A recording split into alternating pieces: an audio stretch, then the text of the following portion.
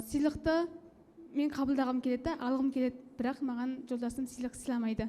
Сосын өзім қателікқаларымды киім алғым келеді, алтын алғым келеді деген сияқты, гүл алғым келеді деп сұраймын да, иә, алып берем, берем дейді да, жылы сөзбен айтады да, бірақ арты жоқ болады. Күйеуіңіз сізді именно сыйлық беру арқылы жақсы көргенін қалайсыз ғой? Иә. Солай ғой, махаббатын солай жеткізе деген қалау ғой. Иә, сол қалау. Негізі өте оңай нәрсе ғой, шешім өте оңай. Егер ол тура бизнестағындай клиент сен жақсы көргенін қаласаң, сен зерттейсің клиентті.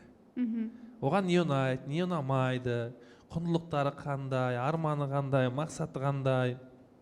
Сол клиенттің қалауларын орындайтын продукт беруге тырысасың да.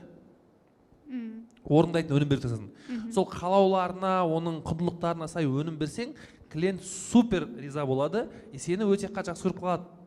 Не знаю, жаңағындай, компания